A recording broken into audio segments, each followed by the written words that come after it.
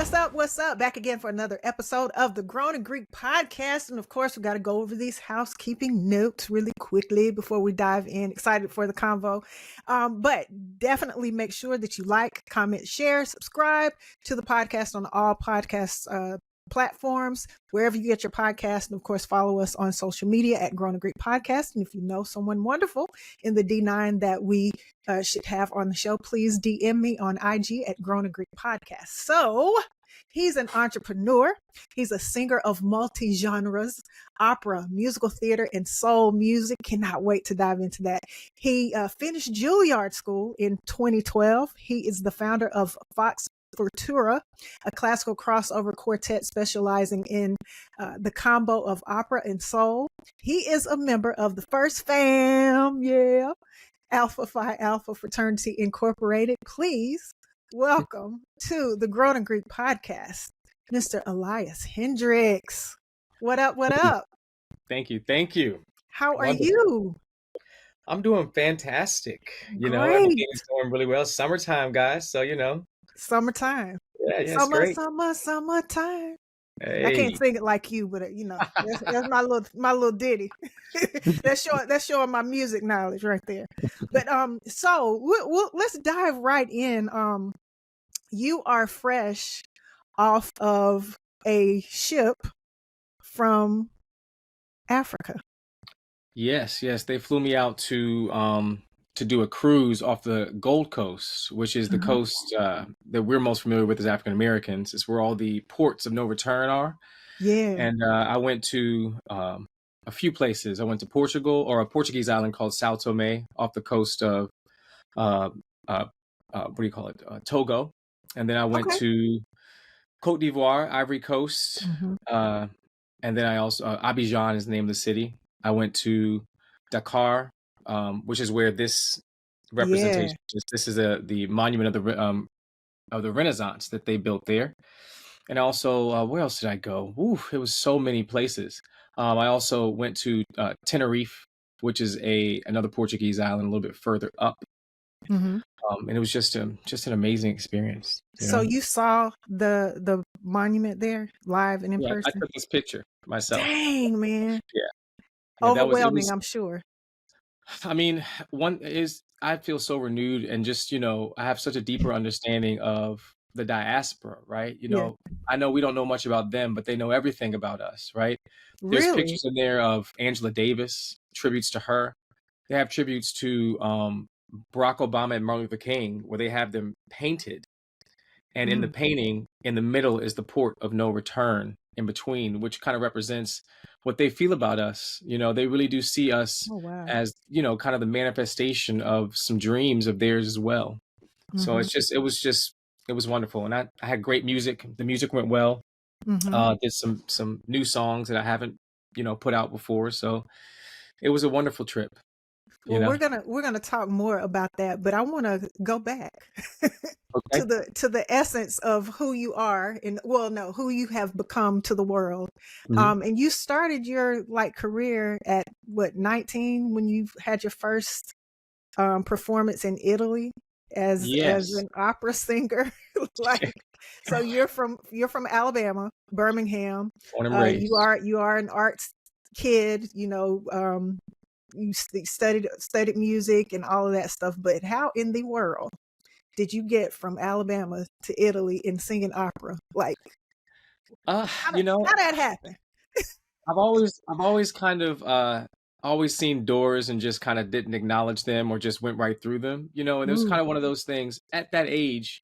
One of the most beautiful things and one of the most dangerous things is that you're fearless, right? So I didn't know what I didn't know. I didn't know that was a door that I wasn't supposed to knock on. So I knocked on it and ended up getting the role. Leading up to that, I ended up getting so many scholarships to school and to programs when I graduated from school that I got a full scholarship to a wonderful opera program called the Tanglewood program. And they gave me a solo at 18 on their stages in Boston. And so when it came, I was always looking for opportunities. And there was an audition for a Romeo and Juliet. They were making a multicultural Romeo and Juliet in Italy. and they were looking for someone of my description. So at the time, I was Wow. working a few jobs. So I saved up my pennies from my pizza job, selling, Cutco knives, okay, and flew up to Philadelphia for the audition. And they gave me the part and gave me 8 months to learn approximately 80 pages of music in Ooh. Italian. In And Italian? it was a full Wow. Italian, yes, it was a fully Italian piece. And Romeo, Wow. it was in the original Shakespearean text, which has a Mhm. lot of information. Romeo was by far the largest character, so it was quite a heavy lift for me Mhm. at the time, but I got through it, and the reviews were great. My parents flew over Mhm. from Birmingham, saw my poster up around town. And that was really the first time I had the European experience, which, flash forward to the rest of my life, became very integral in my, fearlessness about traveling the Mhm. world and introducing my music to different markets. How long was that run at 19? Well, we did 6 weeks. Oh, So wow, it okay. was 5 weeks of rehearsal and 1 week of performance in this small town called Città della Pieve, which means city of stone. It's an old Mm, medieval town in a region called Perugia, which the closest recognizable city would be like Florence, right? okay. And so they have a festival every year, and the crown jewel of this festival is a brand new opera, which was that year, Romeo and Juliet. And so I did not have all of that in my mind at the time. But when I got there, I was welcomed by the Mm, entire community. I remember so many vivid things, not just the performance, but, I don't know if you know this about me, but I'm gonna eat everywhere I go. Okay. So I made good friends it's only with right. with a lady named Serenella who had a restaurant in town. I ate there every day. I made friends with a group of nuns who had a Oh, cloistered wow. nunnery. They had me come when they found that I was from Alabama. They had me come and sing Negro spirituals to them. Nuh-uh. And all these Oh, wow. people, have stayed in touch over the years as well. So it really showed me, um, it kind of dispelled some of those misconceptions that we grew up with about Mhm. being, say, a black man from a certain place. Mhm. And I Mhm. realized that as soon as you get outside of this bubble, that what you think is, people who don't like you, your skin color, your gifts, it's quite the opposite. Yeah. Just like in Senegal, when I walked in and saw a picture of Angela Davis, who grew up down the street on Dynamite Hill, Yeah. it's amazing to see. That was the biggest takeaway, really, was the relationships I built and really being treated like a king or queen that you are, Mhm. because of your gifts. You get this the appropriate treatment. You know what I mean? If Yeah. you're providing that service, you feel like it's coming back. So it Mhm. was a wonderful experience. 19, never expected to be in that. Had to go to school the next day after getting back, so That's crazy. it was wonderful. So it's I'm so excited to you, and reading about you, it does something to, well, for my soul, because you really get a chance to absorb, who a person is when you read about them. Mhm. So I was excited to, to talk to you, and like, man, I know him, and he's like the bomb in person, but this is just awesome, with what he's done in his resume and everything. But you have lived abroad, Yeah. you have performed abroad, you've obviously studied abroad, you have a family, abroad, meaning you have a world of friends and family and stuff all over the place. And I read that we have something in common. So I have lived abroad myself. I lived in Korea, and I visited Hong Kong and Shenzhen. And so visiting those areas, living abroad, just same with you. It just allowed, first for me, it allowed me to just see how small the world is and how much in common we have with people that we don't look alike, but we have the same soul. Hmm. And, we can connect with language, obviously, with music, but with our human side. Uh, Yes. but anyway, so, we have Hong Kong and stuff in common. And what I really admire, about you is, you took that dive to, step out into that world and, try the creative approach to earning a living and everything. So tell me and tell us, how has that been for you to be able to explore not only your creative side and your gifts, but traveling across the world and, being able to have those conversations with other people that have walked some of the same steps that you have in all of these cities and stuff across the world? How has it helped you to develop more of a well-rounded persona? And why is that important? Well, Especially being a creative. that's a wonderful question. And it's, again, I like that you made that caveat, especially for being a creative. And I'll Mhm. just start by saying, everyone's a creative. Mm. Creating is breathing. Mm. Creating is thinking. Creating is everything, right? It's the lifeblood of humanity. And so I really do believe that traveling, especially at that young age, right? And it's not, having that kind of experience, not just on a cruise ship at 19 or, on a vacation, but really immersing yourself in the culture. Mhm. It allows you to really see those similarities. And so when you do that, you also see parts of you in different cultures. You Yeah. also see the parts of their cultures that are really good, that may fly in the face of the preconceived notions that you may have about a culture, and what that does for your creativity is, once you, let's just say, I want to be stereotypical, for example, this is not how I feel, but let's just say what we might think of a Chinese person Uh-huh. today. You can't feel that way when, one of your, when the janitor at the theater, I remember him, his name was Hong, right? He would make it his mission to teach me about their culture. He would bring me food from his house. He would tell me different cultural things. When you realize that goodness Mhm. is in everyone, and really, that is really what we are here to do. Um, and you really start to feel differently.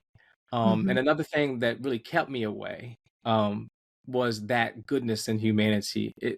In other places in the world, you really experience, I feel, I don't want to say a better version of humanity, Yeah. but a lot of times we get bogged down here in this rat race, nine to Mhm. five, take care of the family, take care of the responsibilities, take care of job. Then you don't leave any space for your own creativity. In other places, the way that they have it set up, it gives people space to examine themselves. And that's a perfect place to be as a creative, Mhm. because all of it comes out of this head, all of it comes out of these fingers, the voice. And so it gave me the opportunity to be specifically and unequivocally myself, which is why my music is such a niche, you Mhm. know. It's because I was able to cultivate it. I never had to feel like I had to compromise that, Oh, wow. you know? Oh, wow. Um, and I'll tell you, growing up here, I went to a school called the Altamont School, a very small private school, which gave me that kind of first start in that cultivation. Mhm. Because when you have 50 kids, you are the math team, you are the track team, you are the soccer team, you are the choir, you're the orchestra. I did all those things. Right. And so it gave me opportunity to see what I liked, see what I didn't like. So when I left, I was still in my creative. I had not been, a career had not been chosen for me yet. A path had Mm. not been chosen for me yet. And so through music, it gave me the opportunity to create industry within my own gifts and talents. Mhm. Um, and traveling abroad in many ways preserved that kind of boyish wonder about life that allows you to create freely. Mhm. So what's one of the most empowering, like, I guess, lessons that you've learned from, being a world citizen? That's the best way, I guess. Well, I would describe you. I mean, that's how many lessons, you know? Okay. Um, I won't give you all of them, but I'll just give you the more recent lessons from Africa. This recent trip, I traveled to these places. I've been to Ghana. One of my, you had a Marte on, which is my Yes. godbrother and my best friend. Is he?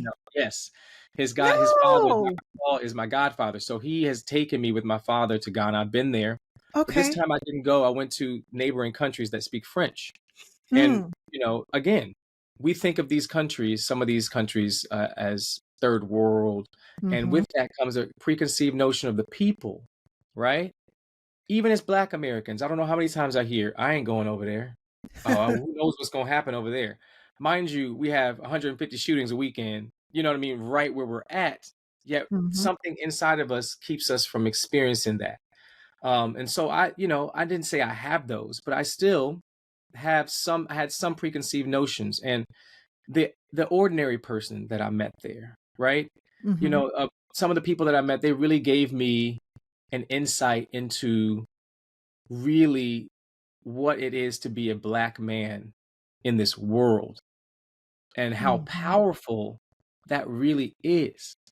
When you're looking at a king and a queen that has 100th of what you earn in a year, and they have more knowledge, more wisdom, they speak 3 languages, right? And all Mm-hmm. they want to do is just take you around their city to expose you. And you ask them, what is it? They say, it does my heart good to give to you, right? Mm-mm. And just that selflessness in a place like that, in a circumstance like that, will teach you to value everything. Mm-hmm. you know it feels like a renewal, but really what it is reminding yourself of what the world really is supposed to be like, Mm-hmm. and what you really are here to do, not to get out here and just make money, not to get out here and just find a way for yourself. But there's a phrase, if it hurts my brother, it hurts myself. Mm. That's something I'm sure you felt a little bit in China, Oh you know yeah. and Absolutely. again in Africa, just multiply that times 100, because again, my African brother is, if it hurts my African brother, it hurts me. you Mm. know and so those those lessons, that particular lesson that I felt, on the back of this guy's scooter riding around Senegal on the way to go see this place, Yeah. the little things that he gave me, like the humility, the grace, taught me so much Mm-hmm. about myself, and really inspired me to just continue to make the music the way that I do, you know, Mm-hmm. in a way that will inspire. So when I was in Hong Kong, I went to see the Big Buddha, Hmm. and Hmm. it was just, it takes your breath away. First of Yes. all, how did they do this? How did they make this? Like, it's sitting out. It looks like, it appears to be sitting out in this um cloud of fog or cotton. It almost looks. It is just so breathtakingly overwhelming. You Hmm. just you realize just how magnificent the capacity of people's imaginations can be, but also the depths of creativity, that can produce something just so massive. Hmm. Um, it really took my breath away. But one of the things that was just so captivating for me when I got back to the States was that we are missing something. Like, we are missing something. We are missing it. Hmm. And it's hard to kind of put into words if you don't continue to travel and experience, the world or whatever, and people. Um, and then when you do miss that, you miss opportunities to apply that, what is missing, in your everyday Yes. life, and especially when you're amongst your community, particularly the D9, which is what the podcast and stuff is all about. But what would you say that we are missing as the D9, and how can we bring some of that worldly education or thought to what we do in establishing something greater for the future? Right. That's a great question. It's something I've been intensely focused on since I've been home. Um, Okay. in Alpha, since we are talking about D9, let me just tell you about our, aims: manly Yeah. deeds, scholarship, love for all mankind, right? Um, it's easy to say those things, right? It's Yeah. easy to do that, but again, we have been ritualized, all of us, Mm. Mm. into what we say that is for us. And so I think in America, because we are so comfortable, I think people don't realize how comfortable we are. You can Oh, be broke and still, absolutely. how you gonna be broke and still have a cell phone? How you gonna be broke and still have a brand new car? How are you gonna still, and so we do have these creature comforts that keep us in a position of thinking that we have things that we really don't. And so when you think about the growth into what it becomes to be, let me just talk about being an alpha man, Mm-hmm. how that grows on you. It's supposed to refine you towards those aims: manly deeds, scholarship, and love for all mankind. And the love for all mankind part is the part that really grows the most, I think. Because love is endless. Mm. And so unless you're growing towards an open heart, an open mind, and an open spirit towards service to your community, which we all know more than ever we need, then something has to change within you, right? And Mm-hmm. so in America, I feel like, for us, especially here in the South, we have been trained by the oppressors. We have been, not only that, we are employed by the Ha. oppressor. We are Yeah. in an oppressive system that we are trying to get out of. Mm-hmm. And so when we think about who we idolize or who we laud as the example of how to achieve said things, a lot of times we put false idols in front of what we really are supposed to, right? We Mm-hmm. operate like the people that put us in chains. We talk about a slave mentality, but we don't talk about the fact that when you get a little bit, you have a slave owner mentality. When you Mm. get a little bit of power, you talk about, the amount of parents that unfortunately verbally or physically abuse their kids because they're trying to assert their power as they know it over it, right? When Mm-hmm. we as Americans who operate like that more than any other group that I've met, you miss it. You cannot love Absolutely. if you do not love yourself. And Absolutely. so I think, I had this conversation this morning, and it really is about two things: fear, the unrealized fear that we all have. Mm. Because the only reason why you would treat someone like that is if you felt like that was going to achieve a goal. Because, you know, and it's the fear of not having enough, the fear of being a black man in an occupied world, which we are, or a black person, and then that makes you act out in ways that are not necessarily good for you or your spirit or the other person. And so ignorance then festers, and we just continue to do the same things because that's what we were taught. We Mm.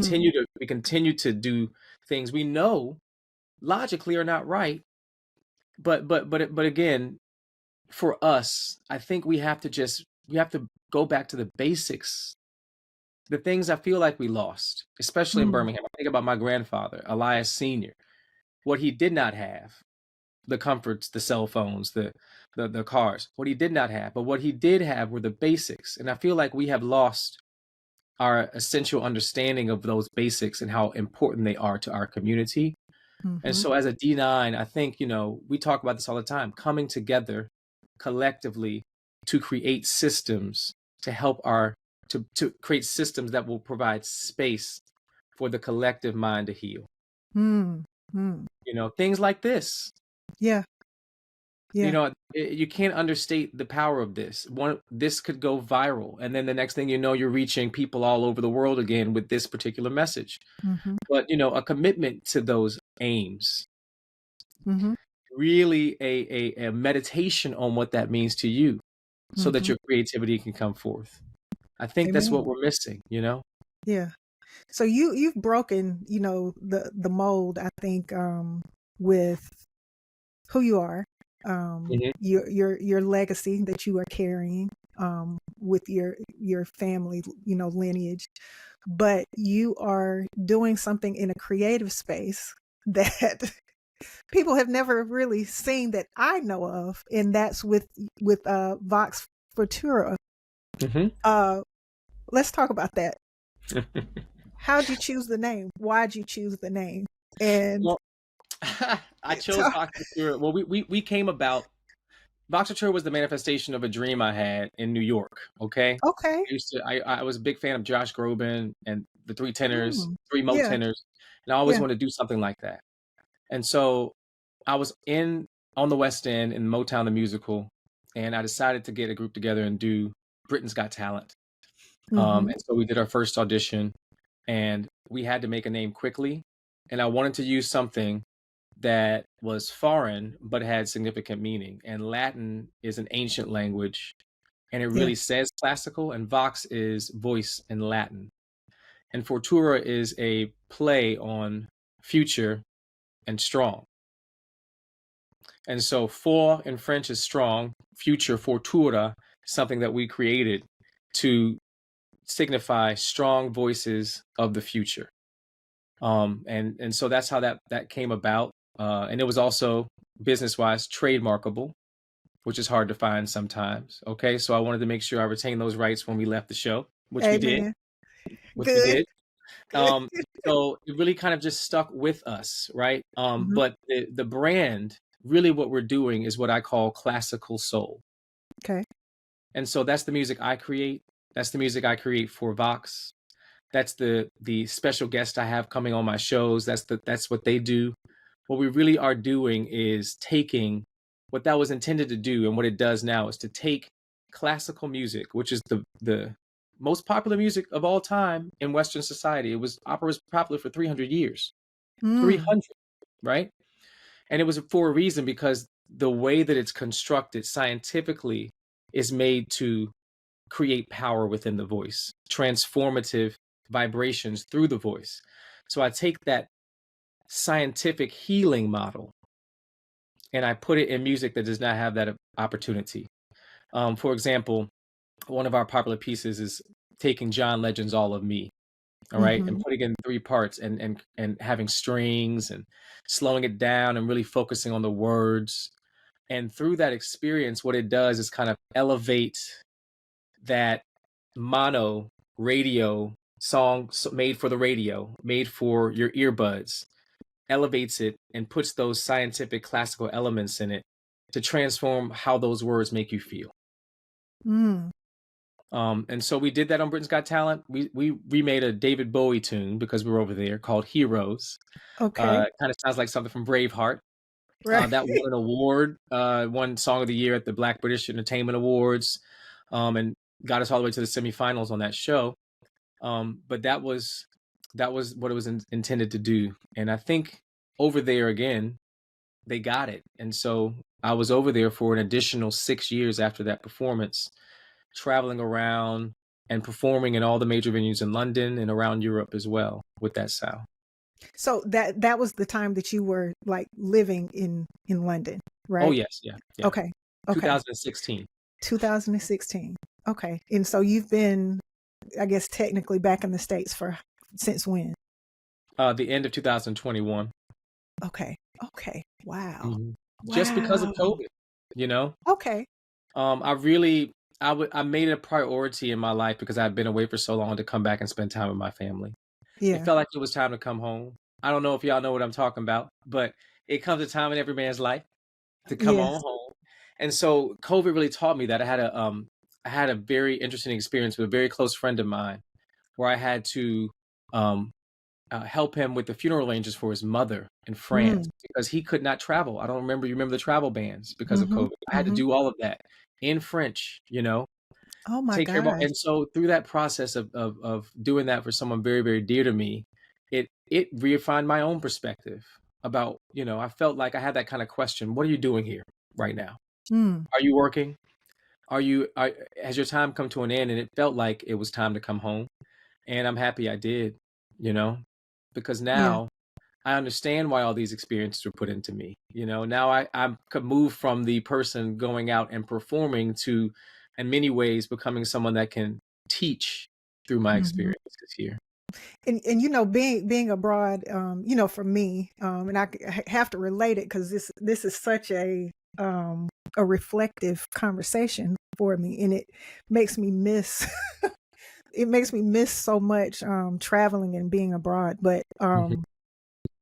the importance of understanding how travel and the opportunity to just expand your mind allows you to just see how easy, and it's not easy, but it lets you see how easy it is to navigate the world, Yes. and meet people, because you have so much in common with Mhm. everybody. You really do. You really do. But you have to get outside of the rat race, as you Mhm. stated. Yeah. So it's really cool, to have this conversation with you. Now, speaking of teaching, you are doing a lot of that now, right? And you have um, academies, and you have tools and instructional materials to help people follow along on the same path that you have taken, right? Talk Yes. Yeah. about it. So from the macro, the large scale, Yeah. my charge is to build systems that can sustain us and sustain me. Instead of going and teaching in an institution, I want to build a program, a Hmm. curriculum, right, that has longevity. I learned that from my parents, and we care, right? You know what I mean? They have instead of going and teaching, my dad tried that. I'm much like him. So I went ahead and said, let me go ahead and start doing a summer program. And, through another alpha, Mark Sullivan, he gave me the opportunity last year to do my very first one. It was I great. did not know he was an alpha. What? Okay. Man, come on now. I didn't know Superintendent, he was an alpha. black man, is about a, about a We dap 75% we man, dap each fam. other. Yeah, we'll dap each other when we see each other, but I did not know he why didn't I know that? Okay. Yes, yes, yes, Good yes, yes. brother. Good I mean, brother. a great brother. Yes. A good heart for service. Mm-hmm. And he gave me that opportunity. And this year we're doing it next Wednesday. We have our very first day, and we will be going until the 24th. It's a summer program this year that incorporates music, business, and wellness. So every Mm. day we have Grindhouse Gym coming and doing some workouts for the kids to get their bodies going, right? The Trinity, right? So business, Yeah. finances, we're doing a financial literacy component. I'm giving them a certificate, a certificate program of about 4 different modules that teaches them everything about wealth and what that is. Terms like, checkbook, budgeting, goals specific to finances. And what we'll do with that is create short form video content from the financial literacy component. So we Mm. have class after we work out, and then we take those principles that we learn in class and we do music with it, and we do uh, dance, and we figure out what the kids are creative in, and we create short form content for them out of that. Mm-hmm. Um, and so that's what we're going to be doing coming up. It's great. I'm going to be rolling that out in some of the schools in the fall as well.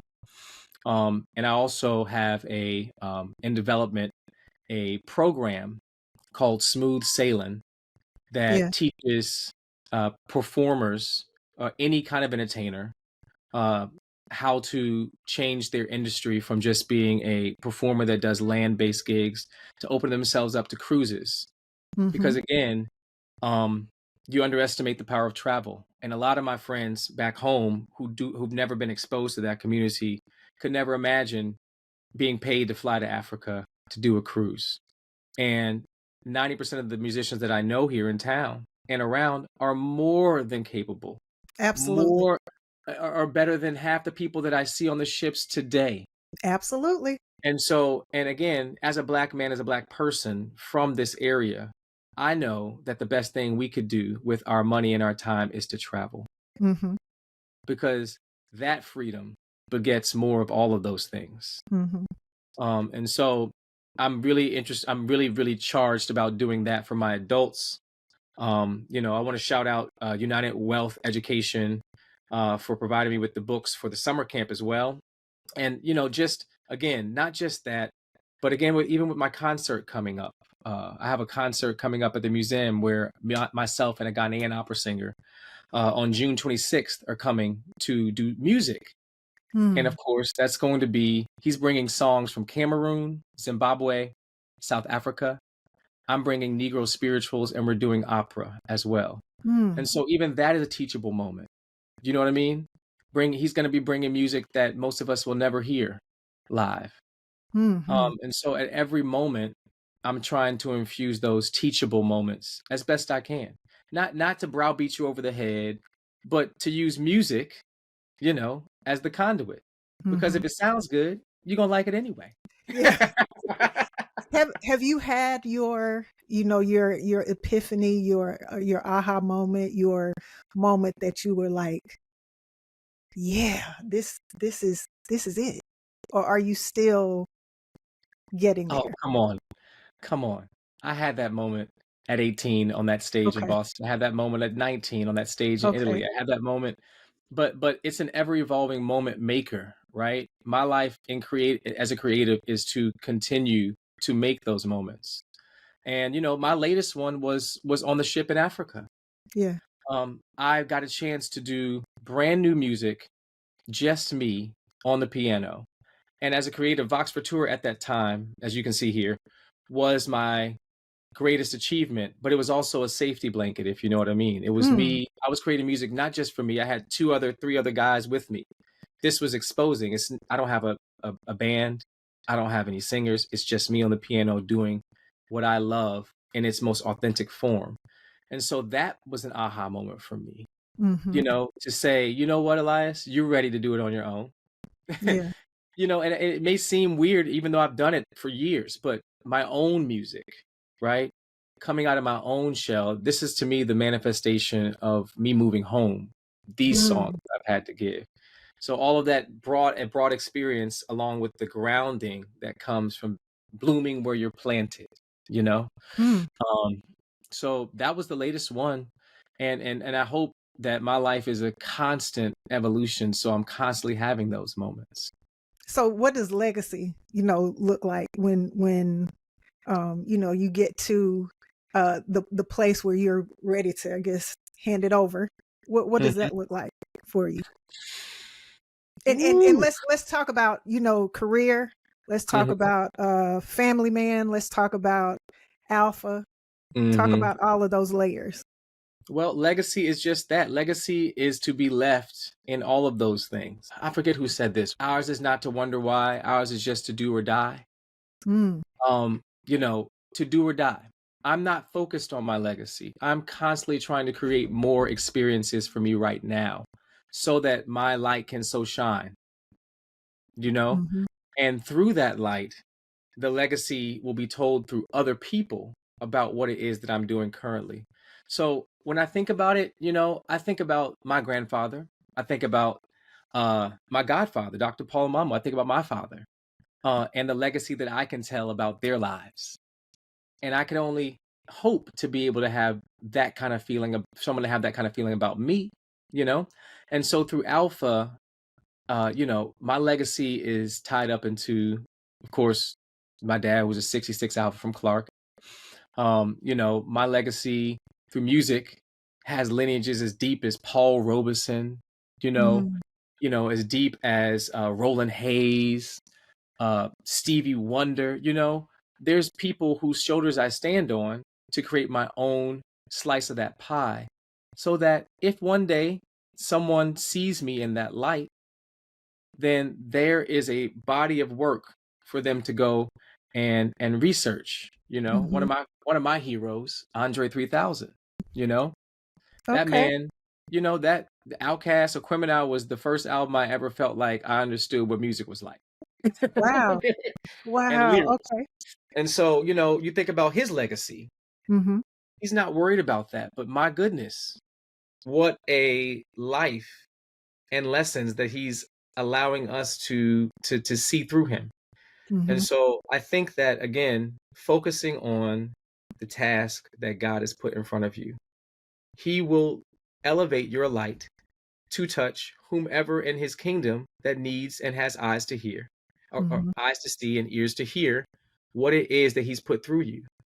And so I really worry less about legacy um, in anything as I do about really making sure that what I'm doing is authentic and it's God focused and it has all those elements that we in the Divine Nine hold dear.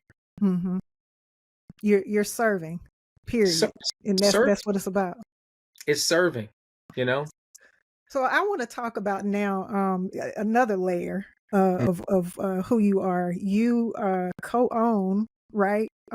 A Jamaican. Um, Well, no, I won't. I'm not going to say co-own.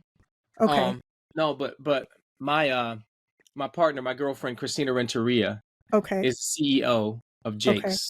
Jake's Okay, Soul and Food yes, Cafe. yes, yes. But Okay, I'm involved. Okay, and okay. we have a venture firm that we call GHR Ventures Mm-hmm. that sits all of our businesses, and we use each other's strengths to help each other to get through this entrepreneurial world with the several Mm-hmm. businesses that we're trying to run. So with Jake's, I'm 100% 10 toes down involved in the vision for that wonderful restaurant and legacy of itself. Mm-hmm. Um, and so, yeah, that's a huge new part of my life.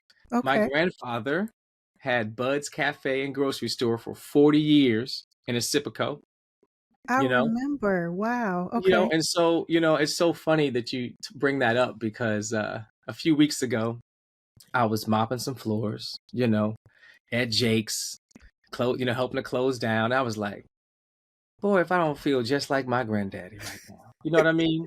It is amazing. It's amazing to really understand how that comes full circle. Mm-hmm. But that's a passion of mine as well. And I'm just so proud of what Christina's doing with them and the whole Mm-hmm. staff and what they're building towards. So Mm-hmm. I'm 100% 10 toes down supporting in any and every way that I can. And food, that's the thing. Don't Since even you've get been me able started to with try food. it all over the place, that's yeah, I'm that's a I'm pretty a deep. stickler. Look, I am if I'm really uppity about stuff, it's my food because I do know what good food is. And Amen. so when I tried Jake's, because it's hard to go in and say you Caribbean and soul food. Before I knew anybody there, I said nah, mm-mm. And then I had the mac and cheese, and I was like, okay, of course they can do soul food. And then I had the jerk chicken, and I was like, hold on, let me try them oxtails real quick, right? And by the time I got through the menu, it's not even my favorite. The smothered turkey is my favorite thing on the menu. And so the Mm-hmm. fact that they do all that well, and I know through Christina, the vision of the place, it's going to 100 restaurants. There's a global vision for what Jake's can do for Mm-hmm. the community of Americans and the diaspora. So because of that macro huge vision, the food supports it. You Mm-hmm. know, I think, when I think of Jake's, I think of that restaurant that in it holds all of the food that our grandmamas and them that we don't know how to make from them. Right? You know what I'm saying? Right. And don't want to Right. make or don't have time to make. And so in all of our communities, if there was a Jake's there, so that we could continue to bring our kids around the table on Sunday and have some collard greens and mac and cheese after Mm-hmm. church. So we can continue to introduce them to other food from the diaspora. How important is that to the long-term success of all of our communities? What a wonderful system to be in place to keep us, Mm-hmm. in remembrance of who we are Mm-hmm. through food. So I'm a huge fan of Jake's. I'm getting ready to go today. We have something rolled out called Jake's Juniors, Uh-huh. which is every Wednesday. We're doing something for kids at Jake's to kind of bring families out from 5 to 7 at our Hoover and our Tuscaloosa locations. So I'll be Mm-hmm. doing that. But we could talk about Jake's all day long. I'm just so proud of what they're doing there. What we're Mm-hmm. doing. Of Um, and it's it's important as far like culture, like Mhm. bringing cultural experiences to the area, and then being able to put your input and stuff in it from everything that you've learned. But if you're in Birmingham, definitely you definitely got to try Jake's Soul Food Cafe, and the Harambe Room is a venue space that has definitely cultural significance that people should visit, because you have art pieces and everything inside of there. But yeah, talk about that a little bit, and then I got another question to ask you. Well, I'll be brief with Harambe, but it has been around for 35 years, right? And my father is a Pan-African historian, okay? He got Yeah. his African history degree in Accra. And when he came home, his contribution, one of his biggest contributions to me, is to teach through We Care and through Harambe and preserving African diasporan elements. So there's African art everywhere. It's an art gallery and an event center, and it's on the third floor of a building on 4th Avenue at the very, very beginning of the historic 4th Avenue district. Mm-hmm. And more than an event center, it kind of represents a place that's Black owned, Black run, has a history of service in the community. And we are dedicated to making sure that there is a 200, 150 to 200 seat venue for you to circulate your dollar in without having to go to a Harvard Center, without having to Mm-hmm. go to, you know what I mean? And it also speaks, the building has, the space itself has the history built into the art, Oh, built most into the definitely. story, right? Yeah. And so it really does support our our long-term African roots and what we have to say. So if anyone's looking for a space for photography, if anyone's looking for a space for nonprofits and some of the ones that we work with, we have something coming up with NARAB and some of the other nonprofit venues that we have. So if you have a nonprofit and you need a space, if you have a birthday party, a graduation, any event that you'd like to celebrate, that you need more space than your backyard, holler at I, us. I'll tell you what, one thing about being in that space, you can feel the spirit Yeah. of our ancestors and just pride in who we are. So you Yes. guys have done an excellent job with preserving that part, which is, I think, uber important. So of all the places that you've been, all the places you've performed, people that you've met, all of that, summarize your most rewarding experience. I wish you'd give me time to think about that one. Oh boy. Couldn't do that. Okay. Couldn't do All right. that on the spot. The most rewarding experience. Okay, again, I have to tell you, I've done similar Lion King in Hong Kong. I did you talk about the Romeo and Juliet, Britain's Got Talent. You got all these things. My first concert, maybe, that was one of the biggest ones for me. When I came home, I, again, had never shown Vox Futura to anyone back in America Wow. since it was created until 2022. I did my Okay. very first concert, and I made an experiment with that. Okay. That concert was Vox Futura with orchestra at the Lyric Theater. And Mm-hmm. every single piece of that concert was hired in by me, 33 people, all Black, Ooh. all Birmingham based. Every Ooh. single violinist was from Birmingham and Black. Jamal Barnes from ASFA came and gave music. Gave dance and reinterpreted one of my songs. He's a Black male. I had a soprano opera singer, Allison Sanders, who came and sang with me. She's a Black opera singer. My cellist, my drummer, my lighting designer. It was an exercise in what is capable, what is possible here, even in a genre that you would never expect us to be able to fulfill. And we Mm-hmm. sold that thing out. There was a line around the door. And still to this day, people remind me of that concert. And we've done a few more. We did one at the Alice Stevens Center with Dr. Henry Panion a couple years Yeah. ago. We're going to be doing one with the Alabama Symphony coming up on the 18th and 19th of October, right before Classic. Okay.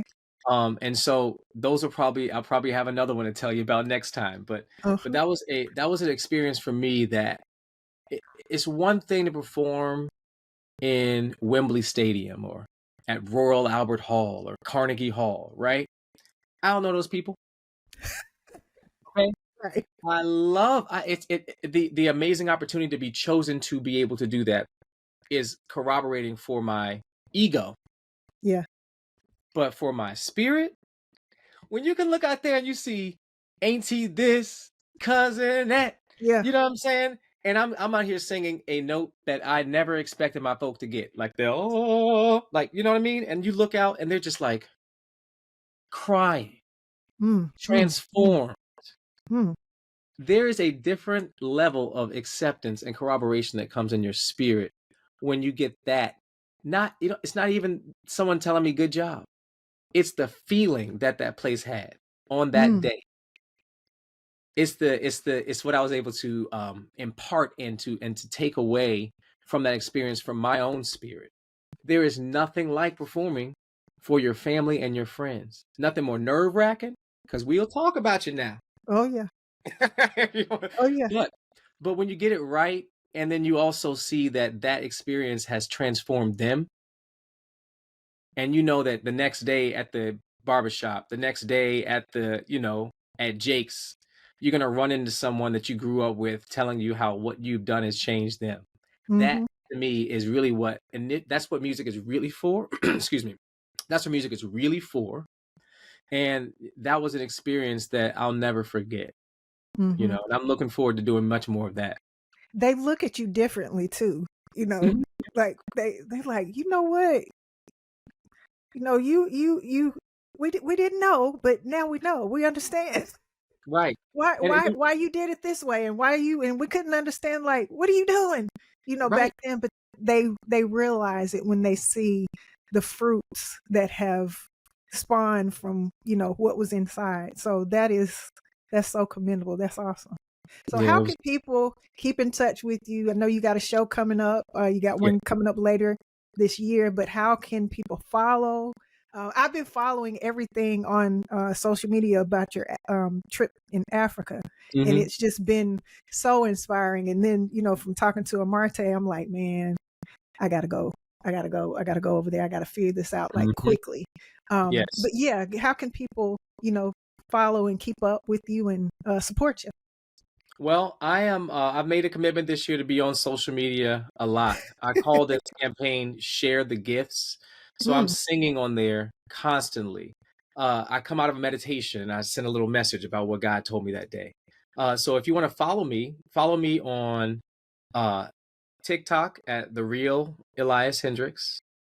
You can follow me on Instagram at Elias Hendricks. And you can follow me on Facebook at Buddy Hill. I had to change it because of Britain's Got Talent. They told me that there were a bunch of crazy folk that get on Facebook, and so they made me change my name. And so I chose Buddy Hill. What? Listen, Buddy is my nickname for my family, and Hill's my mother's maiden name. However, the change was permanent on Facebook, which I did not know, and now I sound like a bluegrass singer. But if you want to find me on Facebook, I am at Buddy Hill. And again, I posted so many things just in June alone, y'all. I've got the summer program. If you got middle school kids, it's a free program for the BCS middle school kids. All right, it's from the 12th to the 24th. I'm getting an award from a wonderful event called A Vibe Called Black this year. That's going to be June 18th at the Birmingham Museum. And I have my concert on June 26th at the Birmingham Museum with my great friend, Guy Bertrand from Ghana, who is a fellow opera singer. He found me after Britain's Got Talent. He sent me a private message and said, I love what you're doing, my brother. Maybe one day we can work together. And since 2016 until now, we have never had the opportunity until now. So it should be a wonderful experience for all people that are going to be able to make it to that. And that's just June, y'all. You know, after that, I got Vox Futura getting on a cruise to Alaska at the end of the month. So what line are you? We're doing our first stint on Cunard. Cunard, okay. Which is a French company. Yes, yeah. Wow. But they're going to be in Alaska, yeah. Okay. I did Alaska and what was that? Victoria, British Columbia on Celebrity. Yeah, I've done So that. I've done it with celebrity a few it times. is How do you feel? absolutely, it was beautiful. It was beautiful. Like the ice in the Yes. water was Mhm. crystallized, like all of the colors. Mhm. Oh my, Mhm. It the moves. The ice is living, yes, it it you know? it It breathes. Yeah, breathes. it Yes. does. In the mountains, in the snow-capped mountains, they look like like you can touch them, but I don't know. The air is so pure. It feels like when you breathe, you take a full breath, it feels like crystals are like falling on your face. And Yes, you're and you're can you you're imagine how inhaling much clearer crystals. that air is Oh, than the air in Birmingham that's been polluted for generations by the steel yes. industry, by the by the Yes. by Sloss furnaces over all this time. Yes. Yeah. We need that. Our Yeah. lungs, if you can get it, I Yeah. would I'd push people to Alaska before I do Gatlinburg, Tennessee, you know? Yeah, So, absolutely. yeah, yeah. Yeah, absolutely. But yeah, we have a lot in common. That is amazing.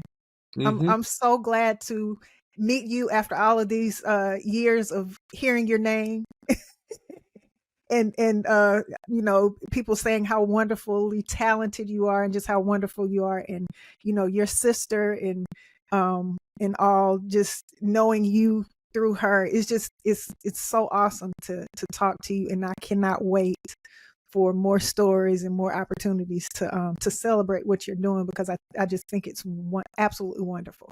But most importantly, that you're doing something that God gave you to give back to the world. So you are literally a creator, doing exactly what we were put on this earth to do, is create. So, I applaud you every day, every minute, for doing what you're doing. I appreciate that. I appreciate it. It Thank you. means a lot. Thank you so much for taking the time to talk to us today. And again, I celebrate you, and I cannot wait to see what's next. And one time for my brother, Elias Hendricks. And of course, make sure that you're listening, subscribe, and like, share, comment, and especially share this one out, because this is so, so important to, just understanding what we should do as creators, to your networks. Listen on all podcast platforms, wherever you get your podcasts. Follow us on social media at Grown and Greek Podcast. And thank you so much. I cannot wait for what's next. Thank you. Elias Hendricks, y'all. It's been a pleasure. Have me back anytime. You can support Grown and Greek by subscribing to the podcast, shopping our exclusive luxury accessory line, or purchasing books from the D9 Book Club by visiting our website at grownandgreekpodcast.com. Don't forget to like, comment, and share on social media at Grown and Greek Podcast. Thanks for watching.